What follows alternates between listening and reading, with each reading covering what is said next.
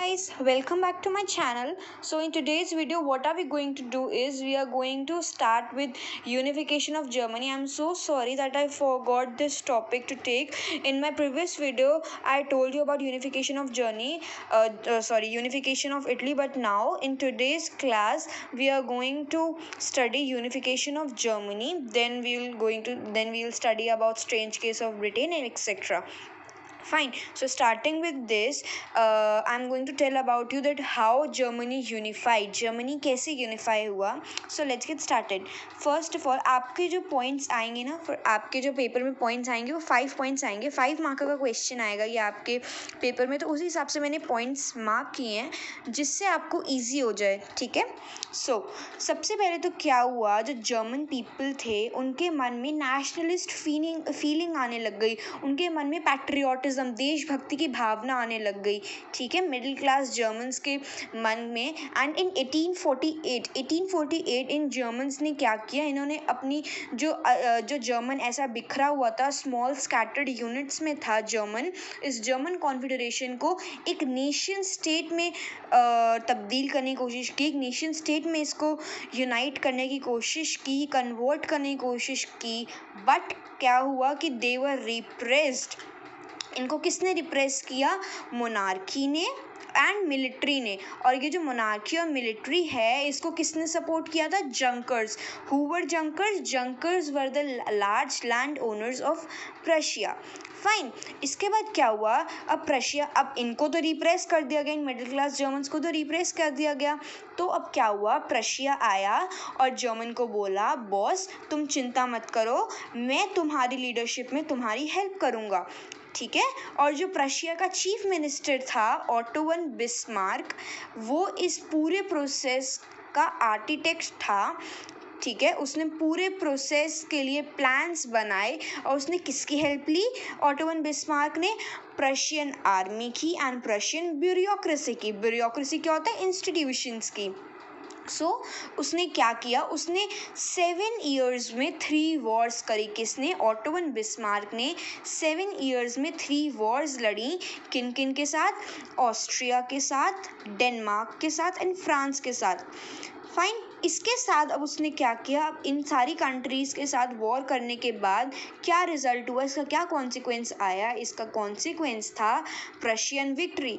प्रशिया जीत गया, जिसकी वजह से जर्मनी का यूनिफिकेशन का जो प्रोसेस था वो कंप्लीट हो गया. और जनवरी 1871 में क्या हुआ, जो प्रशिया का किंग था, कौन? विलियम वन, उसको जर्मनी का एम्परर बना दिया गया. ठीक है. At a very important place called मर्सिलीज.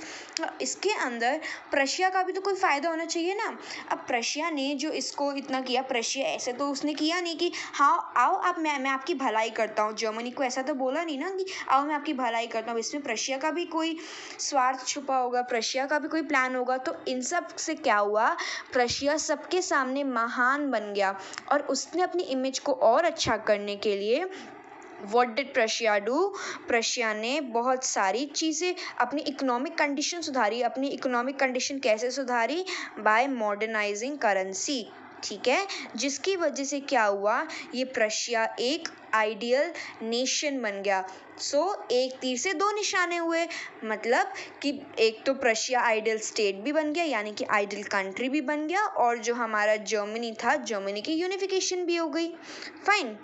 Next topic comes strange case of Britain. अब इसके अंदर क्या था, जो हमारा ब्रिटेन था उसके अंदर बहुत सारी एथनिक कम्युनिटीज़. ठीक है ना. डिफरेंट कंट्रीज़, डिफरेंट रीजन के लोग थे ब्रिटेन के अंदर.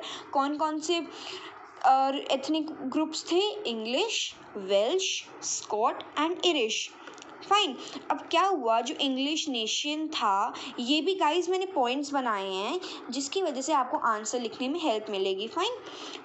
अब ये इतनी सारी 4 कम्युनिटीज़ थी यहाँ पे. अब इसके अंदर क्या हुआ, जो इंग्लिश था, जो इंग्लिश नेशन थी, इंग्लिश जो कम्युनिटी थी, वो एकदम से अमीर होने लगी. उसकी इम्पोर्टेंस और उसकी पावर भी बढ़ने लगी. जिसकी वजह से क्या हुआ, इसने सोचा कि अब मैं अपनी इन्फ्लुएंस बढ़ाऊंगा, जो और नेशंस हैं मैं उनको अपने कब्जे में करूँगा. सो इसीलिए एक एक्ट था, उसका नाम था act of union, which was passed in 1707। किस किस के बीच में था? It was between England and Scotland.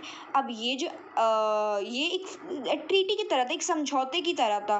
Fine. अब इस समझौते की वजह से क्या हुआ, जो हमारा इंग्लैंड था उसने अपनी सुप्रीमेसी किसके ऊपर इम्पोज करी? स्कॉटलैंड के ऊपर, जिसकी वजह से क्या फॉर्म हुआ हमारा? United kingdom of great Britain. उसके बाद स्कॉटलैंड को अपना शिकार बनाने के बाद इसने क्या किया, ये रुका नहीं। ये इंग्लिश लोग इतने बदतमीज थे, ये दोबारा आगे और बढ़ते गए और हमारा कोर्स भी बढ़ता गया यार। उफ, हमारा कोर्स भी आगे बढ़ता गया। मूविंग अहेड, क्या हुआ, अब ऐसा ही सेम केस किसके साथ हुआ? आयरलैंड के साथ। स्कॉटलैंड को अपने पास करने के बाद ये आयरलैंड की तरफ बढ़ा। अब आयरलैंड में क्या था, आयरलैंड के साथ भी सेम हुआ, इसने इसको अपने अंडर किया। But now we are going to study कि इसने कैसे अंडर किया अपने। सो जो ये हमारा आयरलैंड था, ये दो कम्युनिटीज़ के बीच में डिवाइडेड था, that is Catholics and Protestants. ये जो कैथोलिक्स थे ये मेजॉरिटी में थे और प्रोटेस्टेंट्स हमारी माइनॉरिटी में थे। फाइन। अब जो ये इंग्लिश लोग थे, इन्होंने जो माइनॉरिटी थी दैट इज़ प्रोटेस्टेंट्स को बहलाया फुसलाया। इन्होंने इस प्रोटेस्टेंट कम्युनिटी को बोला कि प्रोटेस्टेंट्स, क्या आप चाहते हैं अपनी सुप्रीमेसी कैथोलिक्स के ऊपर डेवलप करना? क्या आप चाहते हैं डोमिनेट करना कैथोलिक्स को? अब जाहिर है, इट्स वेरी ऑब्वियस कि प्रोटेस्टेंट्स जो थे वो माइनॉरिटी कम्युनिटी थी, तो ये तो मेजॉरिटी के ऊपर अपनी डोमिनेंस शो करना चाहेगी ना। इसीलिए ये इंग्लिश ने प्रोटेस्टेंट्स को अपनी साइड लिया, ड्यू टू विच कैथोलिक्स जो थे इसके अंडर आ गए। ठीक है। और आयरलैंड जो था वो फोर्सिबली क्यों? क्योंकि जो हमारी मेजॉरिटी थी, कैथोलिक्स को तो ज़बरदस्ती लिया गया ना, प्रोटेस्टेंट्स को ही सिर्फ मनाया इन लोगों ने, क्योंकि माइनॉरिटी ये थी।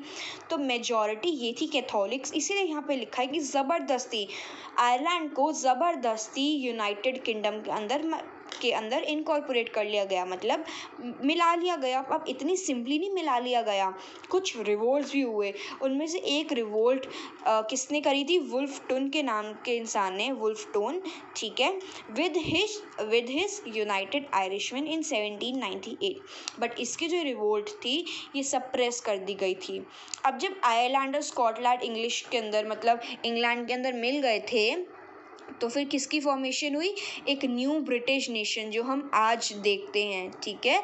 और इन्होंने अपना खुद का ब्रिटिश फ्लैग निकाला जिसका नाम था यूनियन जैक, और इनका नेशनल एंथम भी निकला, God save our noble king. So this was all about strange case of Britain. Now moving ahead on the topic visualizing the nation. ये बहुत ही शॉर्ट हमारा टॉपिक है, बहुत ही छोटा टॉपिक है और ये हमारे MCQ इसके बहुत अच्छे बनते हैं। सबसे पहले हमने देखा है कि जो हमारी भारत माता है, जो हमारा इंडिया है, हम उसको भारत माता बोलते हैं। अब क्या आपने कभी सोचा है कि ये जो भारत माता है, ये जो भारत माता नाम की फीमेल है, कि रियलिटी में एग्जिस्ट करती है? नहीं करती। नहीं, इट्स रॉन्ग, इट्स फॉल्स। जो हमारी भारत माता है वो सच्ची मुच्ची में कोई, मतलब वो सच्ची में रियल लाइफ में कोई फीमेल नहीं थी, बस ये एक नाम रख दिया गया था हमारी कंट्री को रिप्रेजेंट करने के लिए। और ये जो भारत माता था ये क्या था? एलेगरी। अब ये एलेगरी क्या होता है? It is an abstract idea which is use to express through a person और अ थिंग। मतलब इसका मतलब क्या हुआ? ये एक एब्स्ट्रैक्ट आइडिया, जब एक when an abstract idea is expressed through a person और अ थिंग। ठीक है। मतलब हमारी जो फीलिंग्स हैं, हमारी हम अभी इंडिया का एग्जाम्पल ले रहे हैं, जो हमारी इंडिया के लिए फीलिंग्स हैं उसको हम एक पर्सन या एक थिंग के ज़रिए एक्सप्रेस कर रहे हैं। फाइन। इसलिए हम भारत माता बोलते हैं। और ये जो एलेगरी है, जो हमारी फीलिंग है, जब हम उसको एक पर्सन के थ्रू रिप्रेजेंट करते हैं उसे बोलते हैं एलेगरी। और इंडिया की एलेगरी क्या है? भारत माता। और जो ये एलेगरी है, कभी आपने देखा होगा कोई मेल फिगर नहीं होती, हमेशा फीमेल फिगर होती है।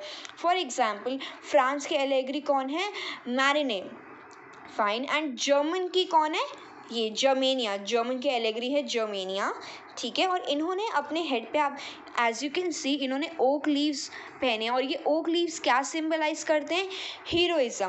फाइन। और ऐसे और भी कुछ चीज़ें हैं जो और सिंबलाइज करते हैं। फॉर एग्जाम्पल जो इनकी स्वॉर्ड है वो क्या करती है? सिंबलाइज की रेडीनेस टू फाइट। इनकी ओक लीव्स क्या करती हैं?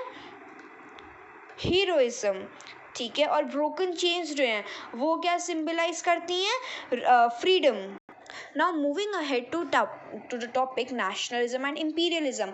अब इस टॉपिक के अंदर क्या है, इस टॉपिक के अंदर we are going to study about a community और a region, ठीक है, बल्कान्स। फाइन, अब इन बल्कान्स के ऊपर हमारा बहुत इंपॉर्टेंट क्वेश्चन आता है, ये भी अगेन बहुत इंपॉर्टेंट टॉपिक है। फाइन, इसके ऊपर भी 5 मार्क्स का क्वेश्चन आता है और अकॉर्डिंगली मैंने पॉइंट्स मार्क किए हैं और लिखे हैं।